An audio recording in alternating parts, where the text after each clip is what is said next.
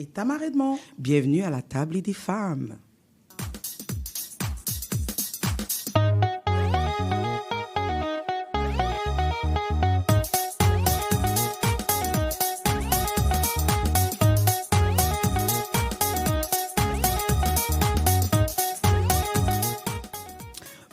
Bonjour à vous, chères auditrices et auditeurs. Je suis ravie de vous trouver pour un autre épisode de La Table des Femmes et je suis accompagnée de Tamar. Salut Tam. Allô Jojo. Comment ça va? Ça va bien. Ça va bien. C'est toujours un plaisir de se retrouver ici le samedi matin. Exact. Aujourd'hui, il nous manque quelqu'un, il nous manque Jessica, mais elle va être présente pour les prochains épisodes. Exact. Mais toi, tu vas être absente, par exemple, pour les 2 prochains épisodes. Puis, on veut quand même en parler. C'est quand même quelque chose de super cool. Donc, on sait que ta fille, on sait, moi je sais, qu'elle a gradué au primaire. Puis, l'église de ta maman, à toi, Tam, ils organisent quelque chose pour les finissants de cette année. Donc, Nana a terminé le primaire et elle commence le secondaire. Comment tu te sens? Fière. Je suis vraiment contente d'elle. Je suis contente de moi aussi parce que vous savez, éduquer un enfant, tout simplement, que ce soit maman monoparentale ou à deux, c'est difficile. Alors, lorsqu'on voit les réussites de nos enfants, malgré les difficultés et les embûches, pour de vrai, c'est grâce, c'est gloire. Puis, pour de vrai, devant net. Bravo. Tam, moi, je suis ton amie, donc j'ai pu voir ton cheminement, puis tout ce que tu as fait pour pouvoir soutenir ta fille. Donc, moi, je te lève le chapeau. Merci. Je sais que c'est pas facile, mais tu es une maman extraordinaire. Merci, je le prends. Vous voyez, ça fait partie d'une phrase positive que je vais mettre dans ma boîte, que lorsque j'ai des moments difficiles, je le sors, puis ça va booster mon estime. Bravo. Puis Nana est avec nous ce matin, là, je pense qu'elle est cachée un petit peu. Bravo, Nana. On t'aime fort. Bravo. Toutes tes tatis t'aiment, mais je sais qu'il y a des tatis qui t'écoutent aussi, là, qui écoutent là ce matin. Nous tenons aussi à remercier, la semaine passée, on a reçu Kisha Pierre, hein. Puis, elle est venue parler, elle était avec nous, on a fait une discussion sur le mythe de la strong black woman, donc la femme noire forte. Donc, elle a partagé un peu son expérience au niveau professionnel, ses vécus aussi par rapport à ça. Donc, ça a ouvert un espace de réflexion, de bienveillance autour de la réalité vécue par les femmes noires. Et aussi, je veux relancer, la semaine passée, tu avais parlé du film de Tyler Perry, Straw, en français, À bout. Fait que je l'ai écouté en fin de semaine. J'ai pleuré du début jusqu'à la fin. Vraiment, c'est venu me toucher. Puis, je vais pas donner plus d'informations. J'imagine qu'il y a des gens qui l'ont peut-être pas encore vu, mais tout le monde le sait en général que c'est un film qui parle d'une mère monoparentale. Fait que les difficultés, les défis à traverser en tant que mère monoparentale, c'est vraiment venu me chercher. Je me suis dit, oh merci Seigneur, j'ai pas passé tout ce qu'elle a passé là en tant que mère monoparentale, mais ça remet en réflexion, tu sais, comment que il faut essayer de se soutenir, mais aussi avoir un entourage. Quand je le dis aux gens, là, des fois, même si les 2 parents sont présents ou il manque un parent, ce qui va aider surtout, là, c'est l'entourage. Quand on dit qu'il faut un village pour élever un enfant, moi, j'en suis la preuve. Ma fille, si on est toujours là debout, je le dis et je le shout-out tout le temps. Shout-out à mon entourage, shout-out aux parrains, marraines, tati, tonton. Parce que c'est eux, quand que moi, j'y arrive pas, mais c'est eux qui m'aident à élever ma fille avec moi. Puis dans le film, je chantais que c'est ça que la maman avait pas. Et c'est ça que plusieurs mamans, c'est comme ça qu'elles se sentent.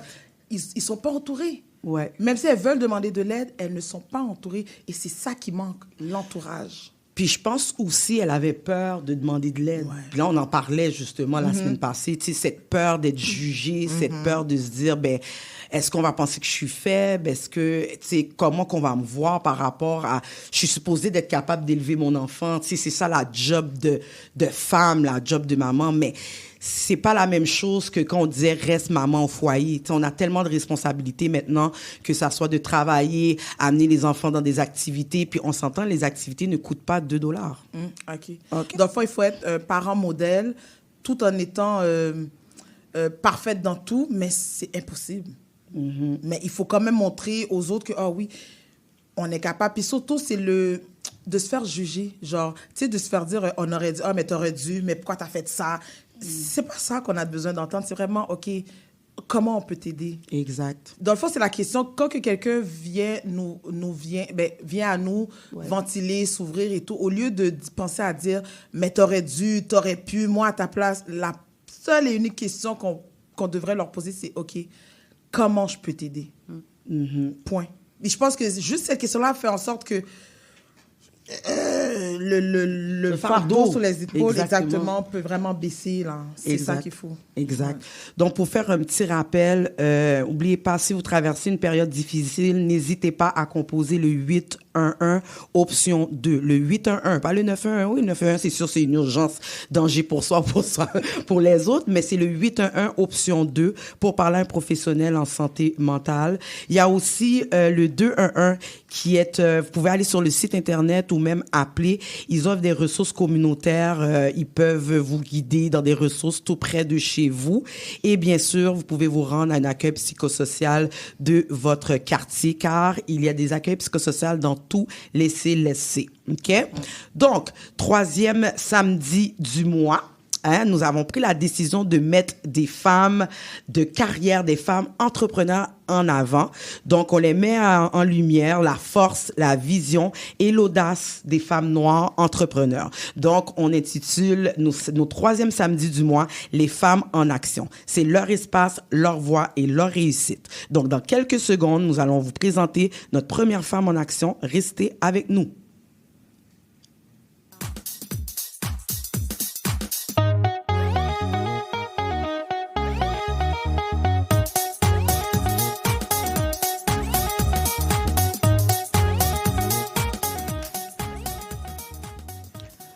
Nous sommes de retour. Donc, notre invitée ce matin est une diplômée en criminologie et droit.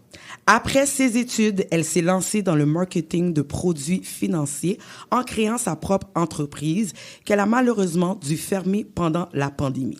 Par la suite, elle a repris une franchise de la chaîne Tasso Créole, renforçant ainsi son expertise dans la restauration qu'elle connaît bien grâce à son parcours académique. En février dernier, elle a vendu ses parts pour se concentrer entièrement au Seven Inclusive Lounge, un espace unique qu'elle a fondé en juillet dernier où elle combine sa passion pour la culture, la gastronomie et l'expérience client. Veuillez accueillir Mary-Grace Philippe. Bonjour, Mary-Grace. Bonjour tout le monde. Bienvenue à la Table des femmes. On est super contente de t'avoir avec nous ce matin pour parler justement du Seven Lounge. Je te laisse la parole, Tamara. Écoute, Mary-Grace. Mary-Grace. Ouais, on veut la faire anglophone. Mary-Grace. En tant que femme noire entrepreneur, quels ont été les principaux défis que tu as rencontrés? Puis à travers ces défis-là, quel soutien, comment tu as pu être soutenue? OK. Alors, au niveau des défis, moi, personnellement, je dirais que c'est au niveau des financements. Donc, c'est sûr qu'on a beaucoup d'organismes, on en parle, qui sont là pour aider la communauté noire ou les jeunes entrepreneurs, peu importe. Mais par contre, c'est pas nécessairement facile d'obtenir du financement, et surtout si on parle du domaine de la restauration. Donc, c'est un domaine qui est encore un peu plus complexe. Donc, à ce moment-là, le financement est très difficile. Donc, pour ce projet-là, le Sevens, j'ai dû investir mes propres fonds.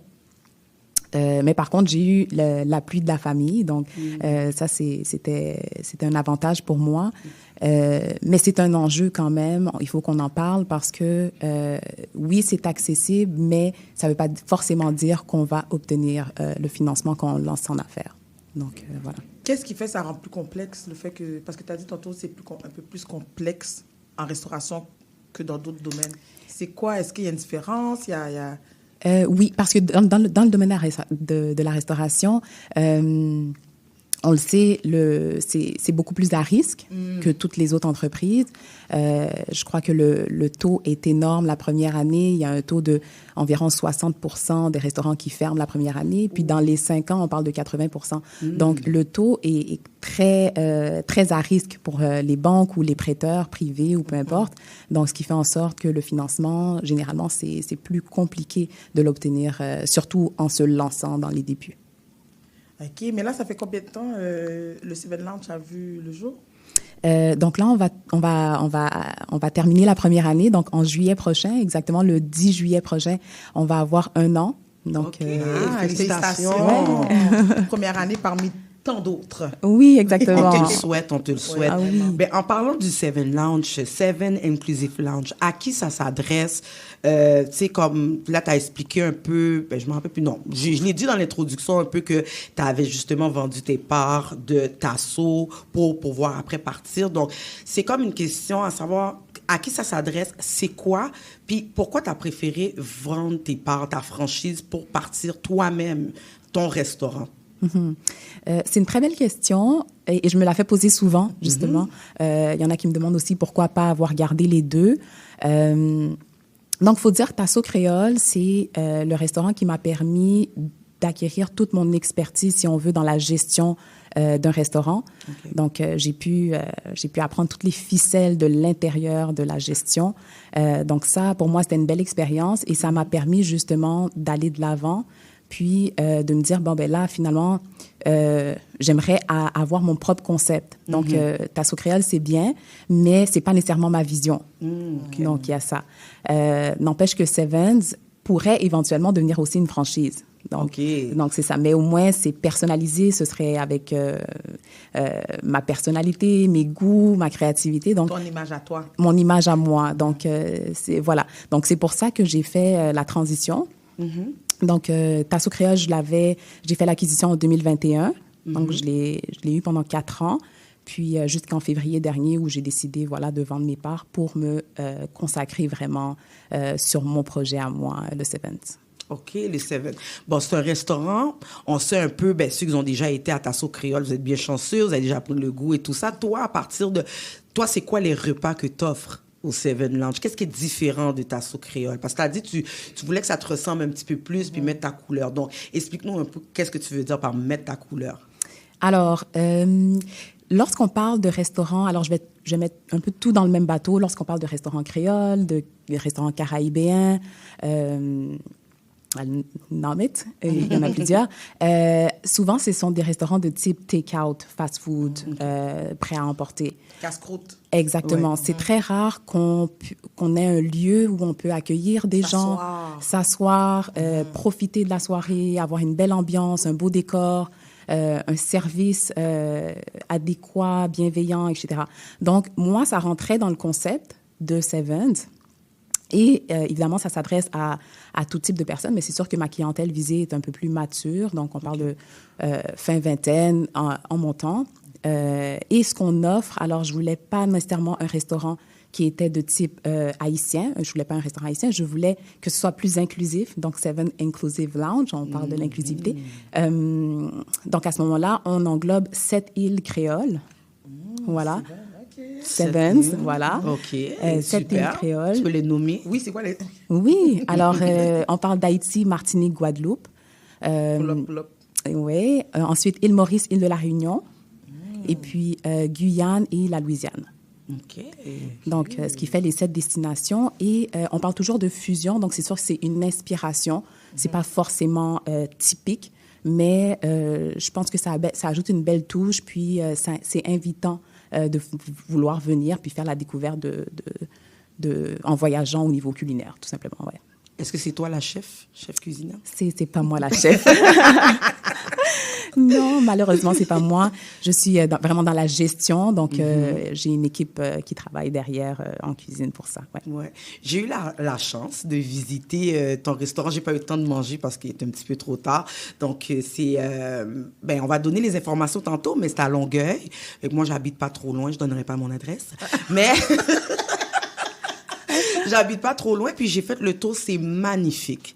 La décoration, c'est quoi comme... Tu t'es inspiré de quoi comme pour cette décoration-là? Parce que c'est comme moderne, c'est pas comme complètement antillais. On dirait que c'est un mix des deux. Mais quand je suis arrivée, j'ai trouvé ça, je pense que je te l'ai dit plusieurs fois. En plus, j'étais comme, c'est beau, les lumières, les tableaux. Ouais. J'arrêtais pas, là. Je trouvais ça super beau. Mais c'est sûr que je vais retourner une autre fois pour prendre quelque chose à manger et tout. Vu que j'ai eu le temps de prendre quelques petits drinks. Ils étaient très bons aussi, bien sûr, avec un petit bonhomme.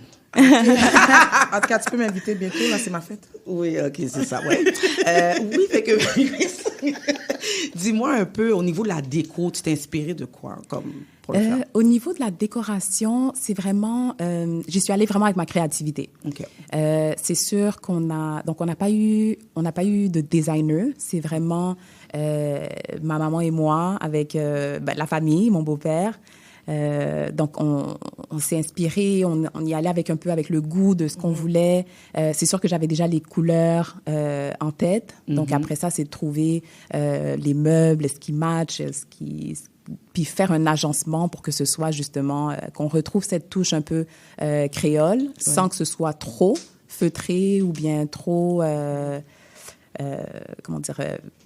caraïbéen. Donc, on veut rester aussi dans la modernité, justement avec ce qui fonctionne comme concept maintenant à Montréal. Donc, voilà, on s'est inspiré un petit peu de tout ça.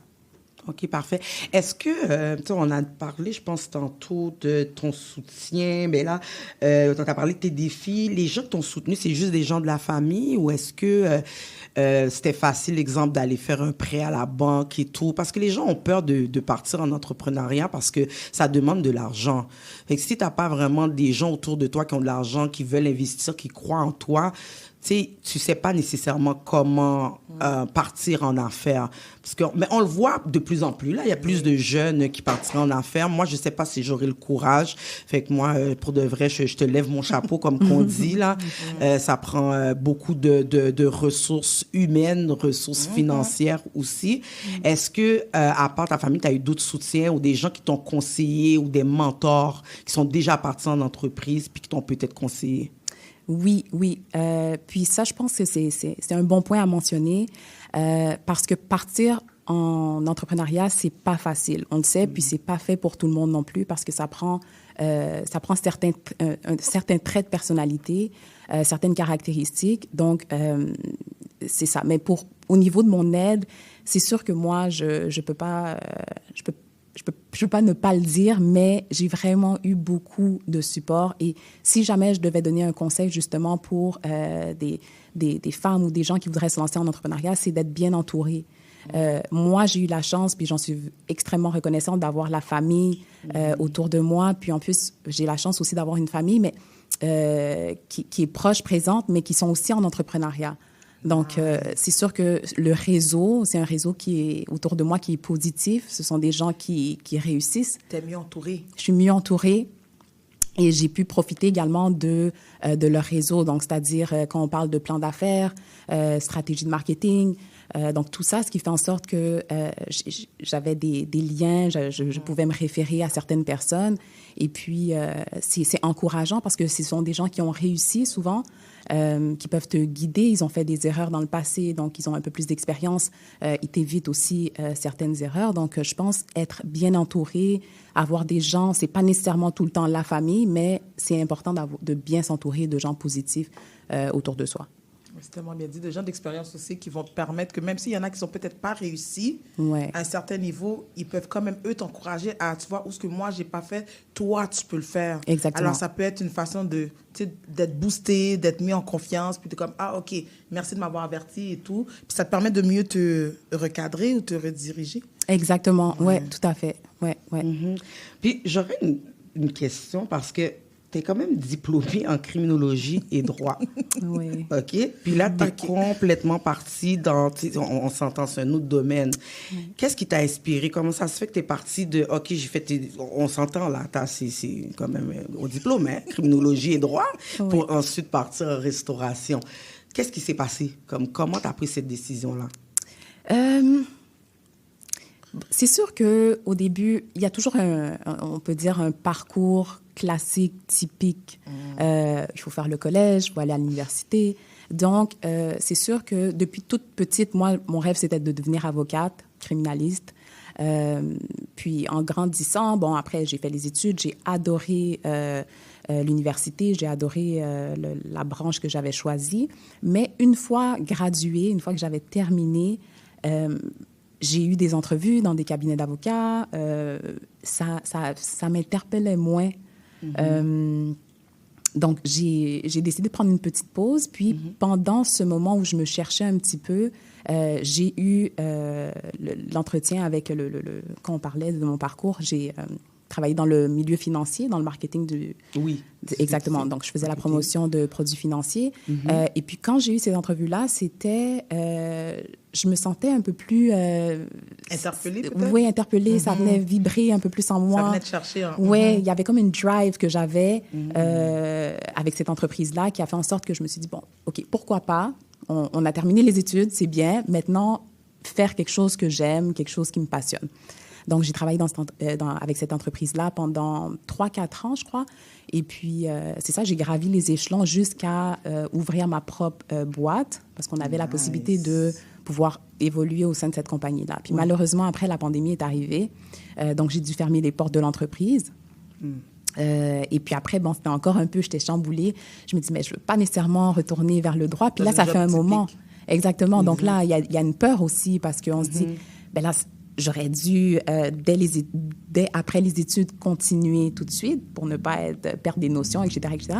Mais finalement, ce n'est pas ce que j'ai fait. Donc, je ne savais pas trop où m'orienter. Et de là est venue l'opportunité de Tasso Créole.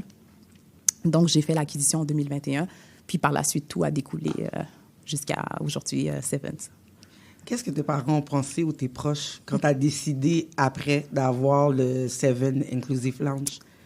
Parce que tu as fini d'étudier en criminologie. Là, tu vas les annoncer. Maintenant, tu vas être triste.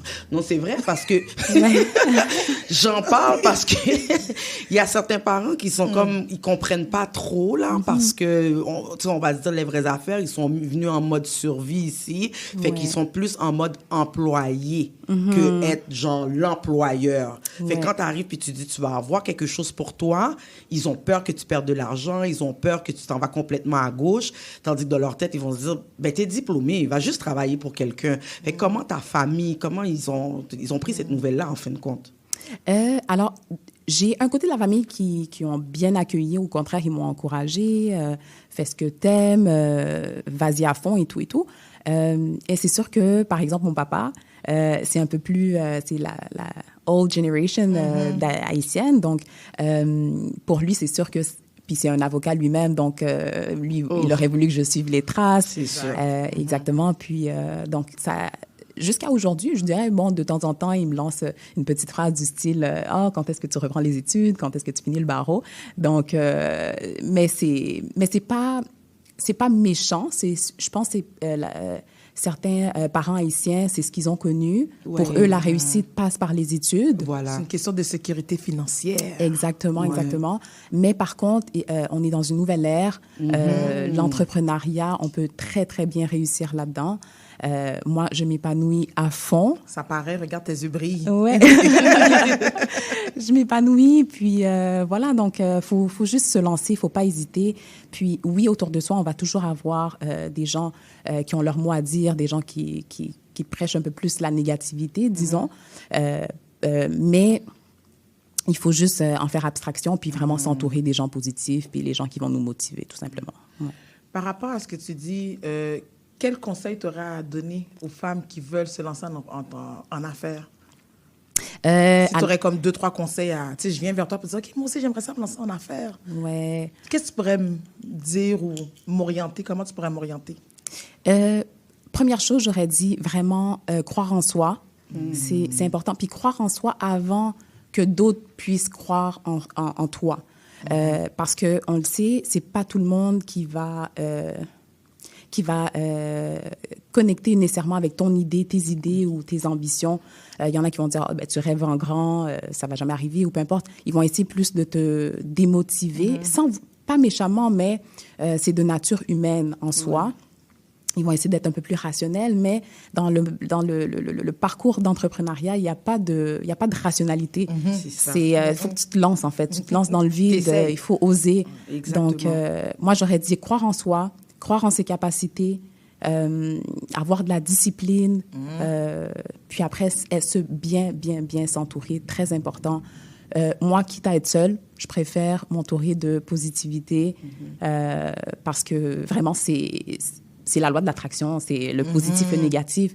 Le négatif est tellement plus puissant, donc vaut mieux s'isoler, vaut mieux rester avec des gens positifs et bien s'entourer pour qu'on est sûr de pouvoir avancer vers le chemin qu'on veut. Là. Je pensais à une question pendant qu'on parlait, parce que pour faire le pont un peu avec l'émission de la semaine passée du Strong Black Woman et tout, puis comment tu fais pour te ressourcer? Parce que vous, on veut pas, ça demande beaucoup d'énergie là, à être entrepreneur, business. Tu as des employés qu'il faut que tu gères aussi, t'assurer que tout fonctionne bien, les clients qui soient satisfaits, la publicité, c'est beaucoup. Ouais. Donc, c'est quoi tu fais pour te ressourcer? Jusqu'à aujourd'hui, j'essaie de toujours apprivoiser un peu la question, dans le sens où c'est pas évident. Pourquoi? Parce que il n'y a pas vraiment de balance quand tu choisis la voie de l'entrepreneuriat. Souvent, c'est beaucoup d'heures de travail, mais pas forcément beaucoup d'heures de loisirs, de plaisir ou de social avec les amis, etc. Donc, on a souvent tendance à se sentir un peu seul. Moi, personnellement, de temps en temps, ce que j'aime faire, c'est méditer, me retrouver seule. Des fois, ça peut être en nature, aller prendre une marche. Mais vraiment, mes moments de solitude, pour moi, très important. Mettre mon téléphone de côté parce que ça sonne déjà tout le temps. Donc, le téléphone est devenu aussi une source de stress à certains moments. Donc, oui. Mais jusqu'à aujourd'hui, j'essaie de trouver la balance tout le temps entre ma vie sociale, mon bien-être et l'entrepreneuriat. Donc, c'est pas nécessairement facile, ouais. Super. On me dit qu'il reste 1 minute déjà, ça passe tellement vite. Oui. Juste me dire, où est-ce qu'on peut te trouver? Tu sais, ton entreprise, on peut avoir des informations. On veut aller manger là au Seven Inclusive Lounge ou passer un bon petit temps avec des amis ou tout simplement tout seul. Où est-ce qu'on peut trouver les informations? Ben oui, écoutez, ça va me faire plaisir de vous recevoir. Alors, vous nous retrouvez à Longueuil, dans le Vieux-Longueuil, au 4 rue Saint-Charles-Est. On est en billet des Jardins, juste à côté de l'église Saint-Antoine. Sinon, vous allez pouvoir nous retrouver sur les réseaux sociaux Seven's Lounge sur Instagram ou bien sur Facebook. Puis, vous pouvez faire la réservation en ligne à travers Google, tout simplement. Très, très simple. Super. Merci beaucoup, Mary-Grace. Merci d'être venue ce matin. On viendra manger. Oui, puis je vous encourage à y aller. Je vous l'ai dit, c'était super beau. J'ai pas eu le temps de manger, mais juste l'image, la décoration, l'accueil, ça vaut la peine. On aura le temps le 10 juillet. Elle veut toujours que j'invite pour en fête. Merci. Donc, on va prendre maintenant une petite pause et après, on va recevoir 2 femmes en action qui vont venir parler de leur entreprise. Donc, pour l'instant, place à la musique. Voici Alicia Keys avec sa chanson Superwoman. Cet été, le bingo radio de CIBL vous fait jouer et gagner. Dès le dimanche 22 juin, branchez-vous un dimanche sur 2 à 13h, en direct sur CIBL 101.5 FM, également sur votre téléviseur avec Vidéotron, Canal 574 et Bell, Canal 959. Bonne nouvelle! 3 500 $ en prix à gagner et un jeu s'ajoute. Du plaisir, de la musique estivale et une belle façon de soutenir le financement de votre seule radio communautaire francophone à Montréal depuis 45 ans. Livret disponible dans nos points de vente habituels. Consultez la liste sur CIBL1015.ca. La radio qui vous rassemble, qui vous fait gagner. Bonne chance! Trésor d'Orient est un programme musical artistique animé par Sami Hilal sur les ondes de CIBL 101.5 FM Montréal.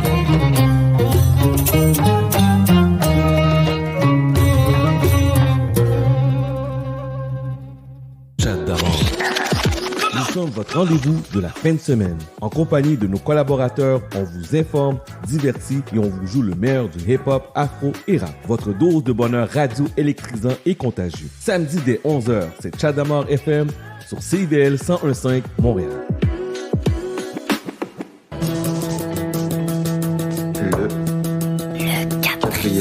Le quatrième mur.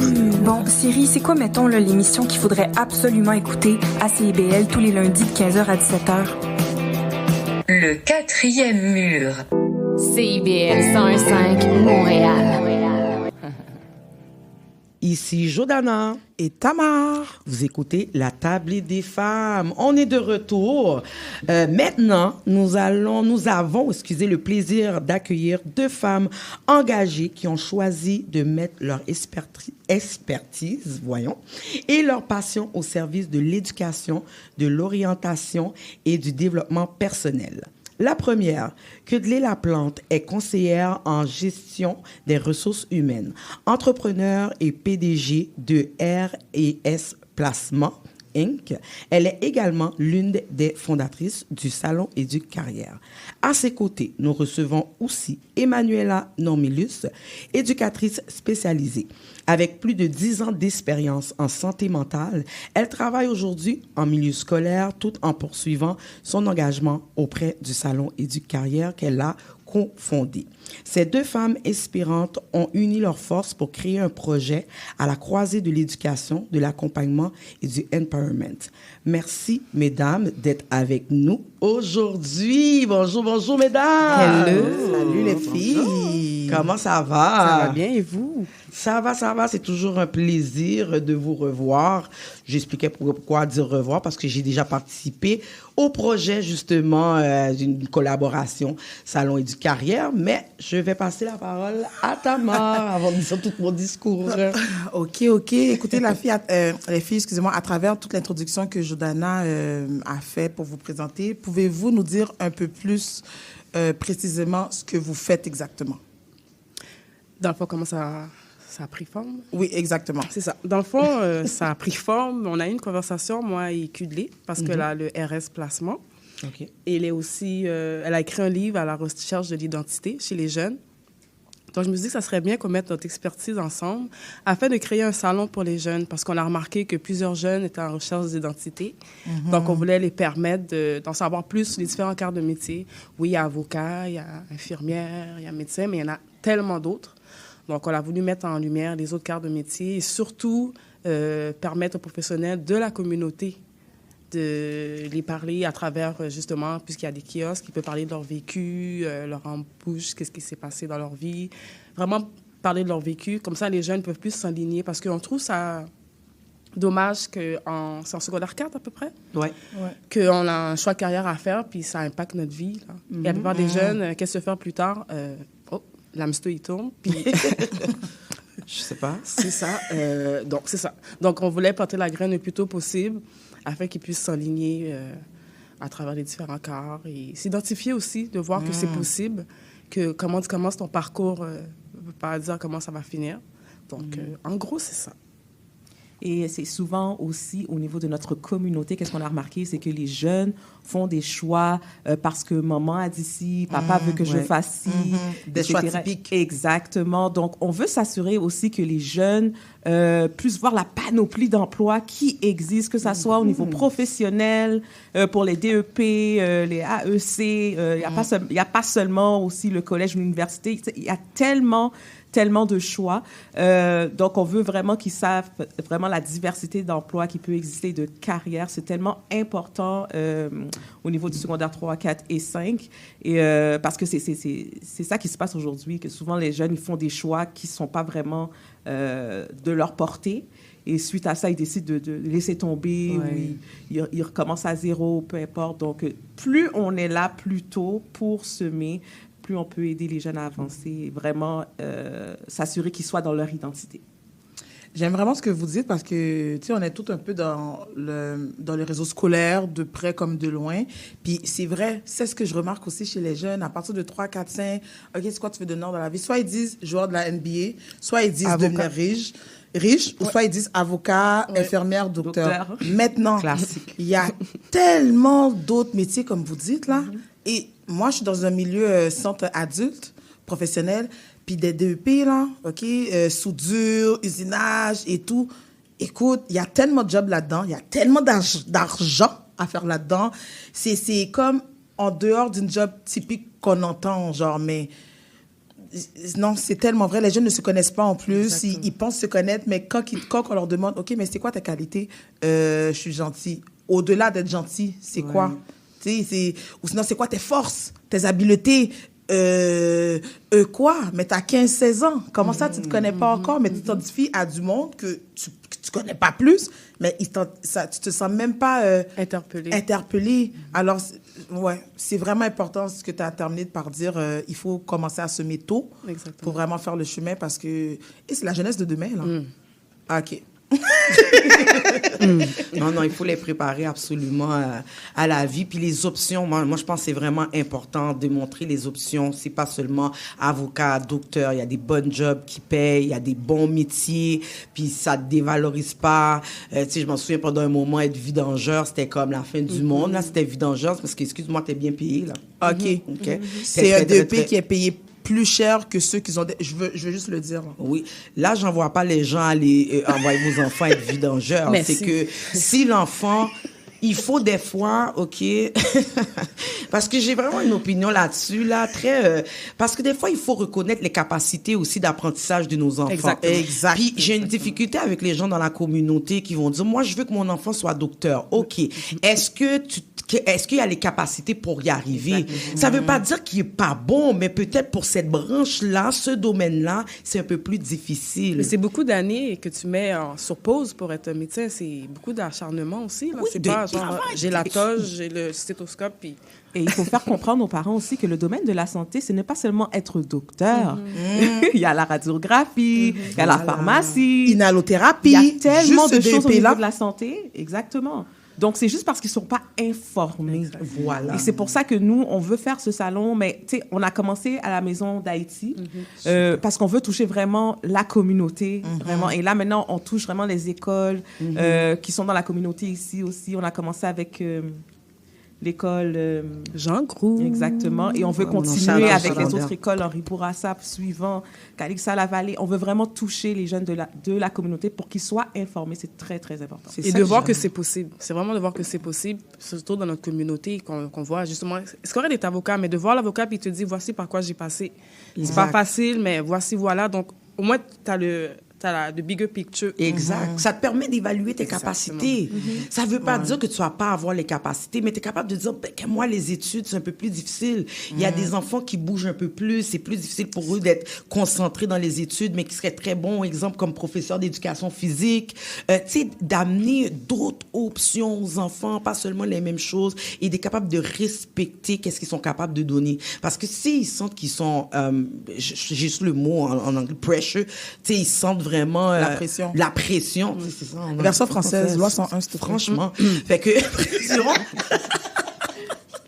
fait que là, ils sentent la pression.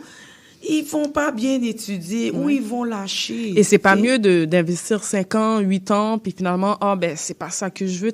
Je peux pas dire que t'as perdu parce que c'est une expérience, mais tu aurais pu éviter ça en allant vers ce que toi tu aimes et apprendre à se connaître aussi. Tout est relié. Apprendre à se connaître, c'est l'important. Mais je pense que le plus gros défi, c'est que adviendrait, tu sais ce que tu veux faire, OK? Moi, je parle de moi, OK? Bon, j'aime mes parents beaucoup. Allô, allô. Allô, mamie, allô, papi. Par contre, OK, c'est comme, moi, je sais, je connaissais mes capacités. Je sais que je suis quelqu'un qu'au niveau, tout ce qui est social, tu sais, l'animation, c'est pas pour rien que je fais des émissions comme ça où je suis impliquée partout, dans des projets où je suis proche des gens. Puis là, tu le sais, mais après, tu dois l'annoncer à tes parents, qui, eux autres, sont comme, ça me fait pour vous. OK. Tu aimes ça, après, ça donne l'argent ou... Ouais. OK. Parce que c'est ça qu'il faut retenir. Est-ce que ça donne l'argent? Ça donne l'argent. Mais ça qu'on disait tantôt avec la première femme en action, c'est la sécurité financière.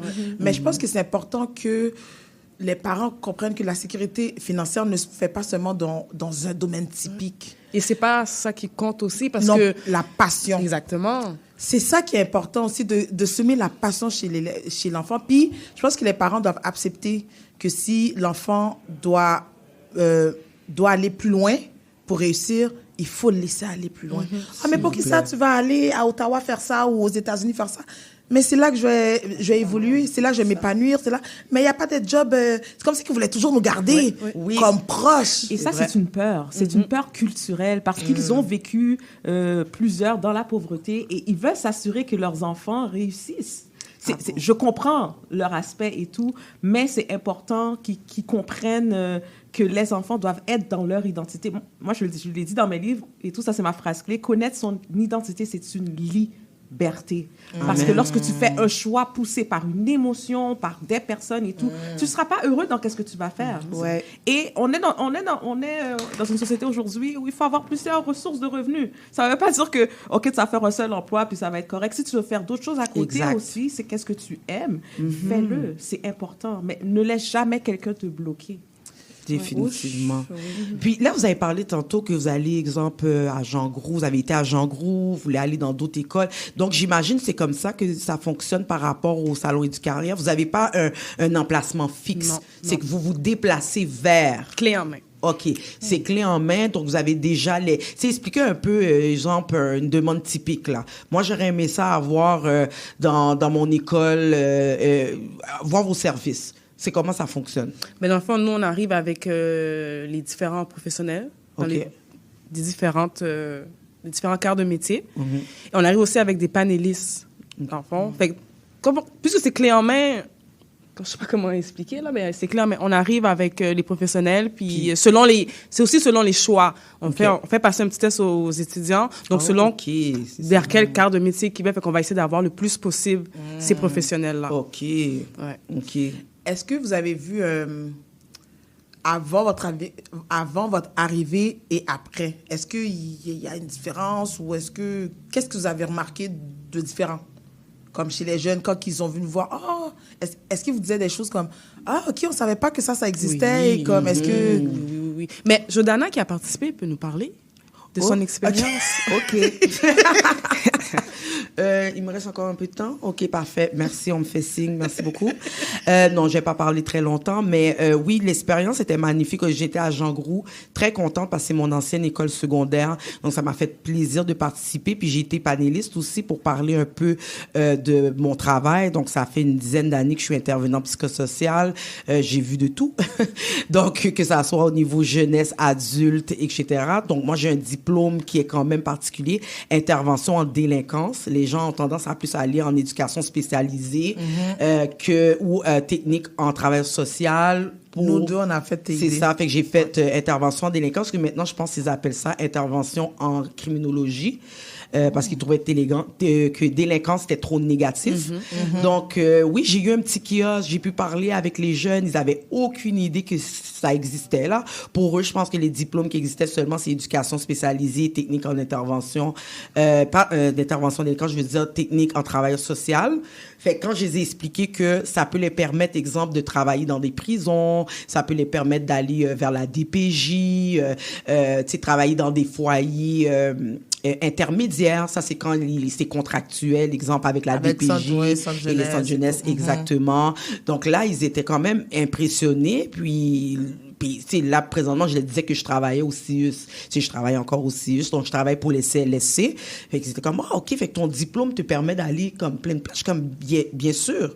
Puis, ils me demandaient pourquoi t'as pas été plus loin. Donc, moi, j'avais mes raisons personnelles qui ont fait que j'ai pas pu, j'ai pas été à l'université, mais je les ai dit, je suis bien payée quand même. Je suis bien payée, j'ai mes assurances. Puis, il y a aussi une façon de vivre aussi. Je sais combien que je suis payée. Je vais pas commencer à, comme diraient les Haïtiens, péter plus haut que mes fesses et puis commencer à m'acheter des voitures de l'année et tout, là. Je vais vivre avec ce que j'ai. Non, mais c'est vrai. Puis je suis bien parce que j'aime ce que je fais. Peut-être que j'aurais été à l'université puis j'aurais fait quelque chose. Puis moi, je me connais. J'aurais aimé aller, exemple, en criminologie. Peut-être j'aurais fait une job que j'aime pas. Puis je serais dans la paperasse. J'aime même pas ça. Moi, j'aime le terrain. Exactement, le contact. C'est ça que j'expliquais aux jeunes. J'ai dit, si tu veux continuer, c'est bon aussi parce que ça te permet d'avoir plus de sous. Mais en même temps, aller faire une technique dans quelque chose que t'aimes, c'est aussi valable. Tu sais, il y a pas de, on va pas te dire, oh, t'as été bizarre parce que t'as fait une technique. Fait que je pense que c'est tout ça, d'avoir eu ces discussions-là avec les jeunes. Les filles m'ont permis, ils m'ont choisi. Il y avait d'autres personnes. Il y avait coiffeuses, il y avait une styliste, il y avait un cinéaste. Puis qu'est-ce qui était fun, c'est que les filles, ils ont décidé de prendre des anciennes élèves de Jean Gros. Fait qu'ils étaient étonnés. T'as été graduée quand? Là, j'étais comme... Il y a 20 ans. En 2000. Non, plus de 20 ans. Madame, vous avez quel âge? On vient pas parler de ça.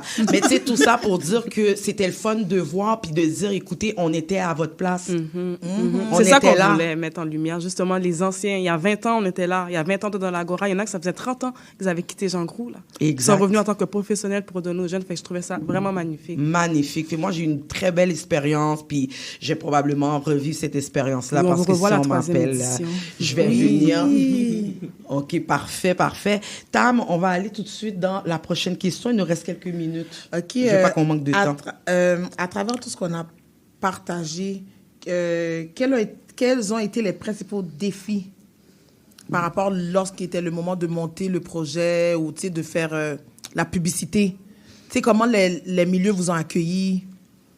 Mais dans le fond, la publicité était plus, comment je peux dire ça, à travers les réseaux. Mais dans le fond, les gens sont toujours sceptiques quand c'est les premières éditions et tout. Donc, ça s'est quand même bien passé. Oui, puis beaucoup de bouche à oreille Exactement. aussi. On a dû se déplacer aussi. Je suis allée dans plusieurs écoles de la communauté. On a commencé comme ça. On est allé dans plusieurs écoles de la communauté, dans le quartier Saint-Michel, Montréal-Nord, pour parler à des conseillères en orientation, parler de notre projet, pour les inciter à venir à la Maison d'Haïti. On a eu quand même quelques élèves. Il y a eu beaucoup de parents qui sont venus aussi. Il y a eu plus d'adultes que de jeunes. Mais nous, on cherchait plus les jeunes. Donc, on était comme, il va falloir qu'on trouve une autre stratégie. Et c'est là qu'une porte s'est ouverte. On a dit, mais pourquoi pas aller dans les écoles directement, d'aller d'école en école pour aller chercher le plus de jeunes et tout. Donc, c'est ça qu'on a commencé avec Jean Groux pendant les heures de dîner et certains élèves pendant les heures de classe. Puis on a trouvé que c'était une très bonne façon de le faire et on veut continuer cette structure-là et ce plan-là comme ça dans toutes les écoles. On a eu des portes qui sont ouvertes pour les CIUS de Laval, puis il y a d'autres portes qui vont commencer à s'ouvrir, Henri Bourassa, etc. Donc, on frappe aux portes petit à petit, mais c'est vraiment la meilleure stratégie d'aller dans les écoles et on va voir prochainement où ça pourra aller. Peut-être que pourra avoir même 2 salons par année et tout. Là. Mais c'est important ce que vous faites, là, comme on le dit depuis tantôt, puis on le répète sûrement, mais c'est important. La jeunesse d'aujourd'hui a besoin d'être mieux orientée, de mieux se connaître et de savoir et de comprendre que oui, c'est bon et c'est bien de faire de l'argent. Mais je pense que ce qui est encore mieux et ce qui est encore mieux, c'est être passionné par ce qu'on fait. Parce qu'une fois que la passion rentre, tu débloques encore plus. Puis des fois, la richesse de ce que tu fais va encore plus loin de ce que tu aurais cru parce que tu as été par la passion. Exactement. C'est ça qui manque. Même nous aussi, on est entouré d'employés. Dans nos milieux de travail, on en voit là. Ah ben oui. OK, des gens pas passionnés, ou des gens, t'es comme... Moi, par ça, j'en en vois là, puis chez mes collègues, je suis comme, OK, mais je veux pas être comme ça. Il est temps de prendre ta retraite. Arrête de bloquer la chaise. Ouais, OK. Non, mais tu sais, c'est comme... Je veux pas être comme ça. Puis c'est ce que je dis, même à ma propre fille, je lui dis, oui, c'est bien beau, tu nous vois et tout, mais par quoi t'es passionné? Qu'est-ce qui t'interpelle? Il y a un travail aussi que les parents doivent faire. Il faut qu'ils comprennent que c'est pas l'école seulement qui doit éduquer l'enfant. OK, preach. Bon, exactement. Donc c'est toujours ça. Depuis, regarde, ma fille, là, elle va avoir 5 ans, là, puis je vois déjà sa force. Je vais avec sa force qu'elle a. Elle aime danser, elle aime chanter, etc. et tout. Donc, je la mets dans des activités de danse. Je commence comme ça, j'y vais progressivement, parce que c'est un développement. L'identité, c'est un développement, c'est le développement personnel. Donc, plus tu vas grandir, plus tu auras peut-être d'autres passions, etc. et tout, mais c'est important que le parent puisse suivre l'enfant pour voir son cheminement et le pousser dans sa passion. C'est très important. Et lorsque l'enfant va être rendu au secondaire, il va savoir, mais moi, j'aime ça, moi, c'est ça, moi, je sais c'est quoi ma force, etc. Donc, les parents ont un gros travail à faire aussi. Et c'est pas selon mais c'est pas seulement les professeurs. Et c'est pas selon ce que eux ils aimeraient, ce qu'ils n'ont pas vécu. Vraiment, laisser votre enfant se découvrir par elle-même. Écoutez, je vais donner un exemple vite là. Ma fille, elle disait, ah ben moi, je vais être artiste. Puis les réactions de, tu sais, l'entourage, c'était comme, artiste fait comme? Artiste dans quoi? C'est large. Mais c'est ça. Là, je suis obligée de dire, non, développe ta passion. Développe ta passion dans l'art. Puis l'art, c'est large, comme tu as dit. C'est large. Ça peut être art dessin, art médiatique. Ça peut être art de la danse, théâtre. Il y a tellement Animatrice. Exactement. Puis, tu sais, c'est après que la fête, OK, ouais, j'ai dit, tu sais, oui, on veut que tu fasses l'argent. Mais moi, comme que j'arrête pas de prôner, c'est le bien-être, le bonheur, puis la paix.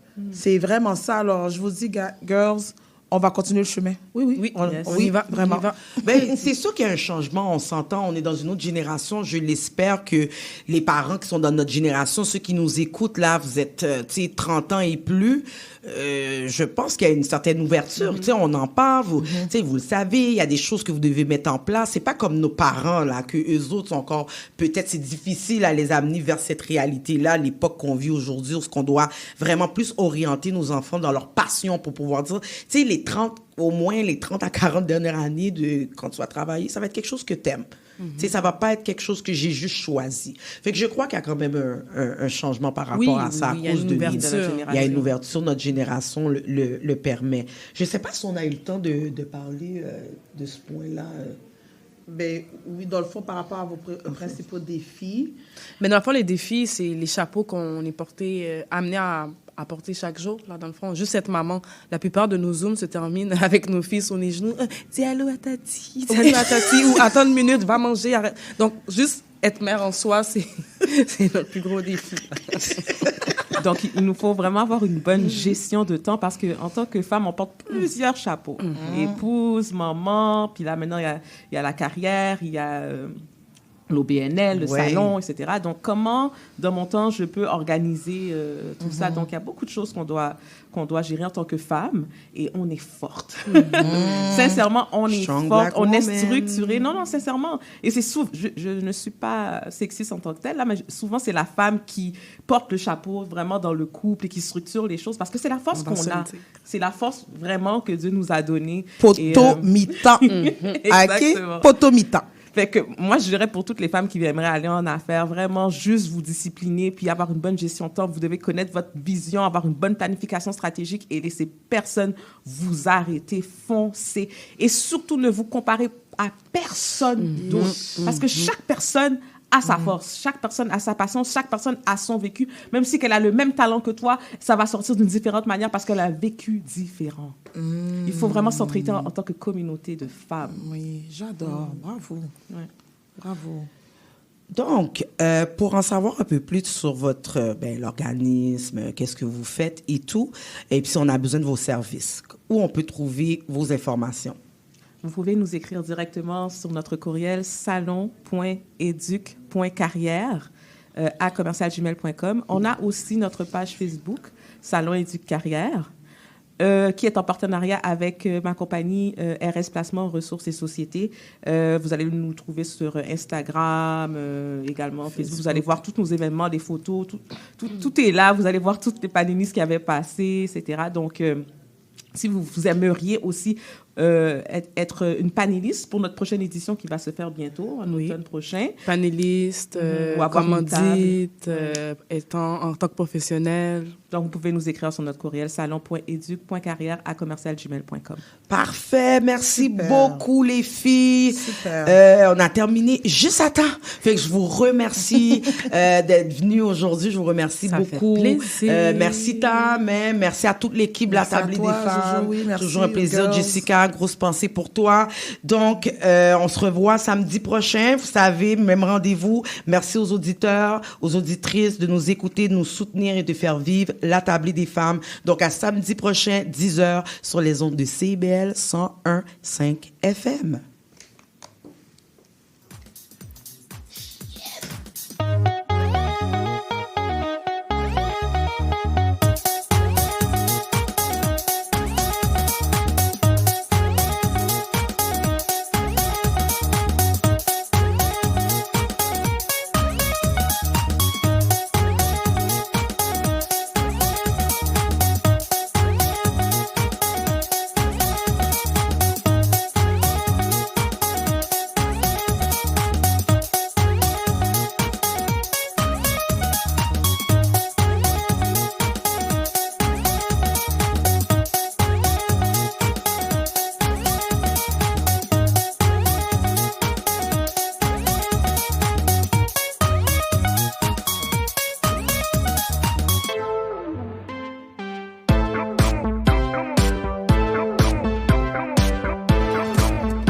CIBL 101.5 Montréal. La girafe en bleuse. Le magazine radio de la scène musicale québécoise en deux faces, comme les bons vieux vinyles. La face A, c'est l'artiste et sa démarche. La face B, sa musique, ses textes et ses chansons. Jean Gagnon Doré vous convie sans presse pour suivre l'artiste dans tous les sillons de sa création. La Girafe en Bleuze, les vendredis 13h, rediffusion dimanche 10h. CIBL, au creux du sillon. Tout sur la littérature. Cette forme-là parlait d'une certaine manière du fond que je voulais explorer. Et ça va générer chez lui une réelle angoisse. Une série nouvelle qui s'appelle Le Projet P. Le personnage de Marion, par exemple, c'est beaucoup défini à travers ce qu'elle peut faire pour les autres ou ce qu'elle représente aux yeux des autres. L'épreuve de force! Avec Linda Dion et Mike Seviano. Jeudi 18h, rediffusion mardi midi. CIBL, au cœur de la littérature. La Justice à cœur est animée par Maître Chantal Pailly, directrice générale de l'aide juridique de Montréal. Ayant grandi dans une famille à faible revenu, née de parents sourds et analphabètes, elle a vu de près ce que signifie vivre sans ressources. Ces expériences l'ont inspirée à créer un espace où l'on partage des récits humains et des discussions authentiques sur l'importance d'une justice accessible pour tous. Écoutez, soyez touchés et découvrez un univers fascinant. C'est un rendez-vous les mardis de 11h à 11h30 sur les ondes de CIBL.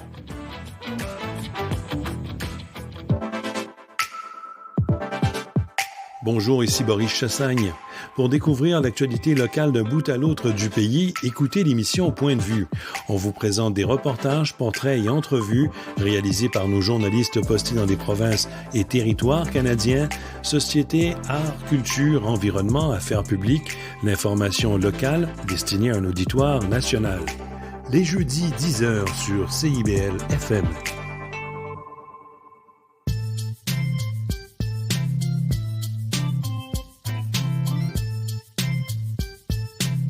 CIBL 101.5 Montréal.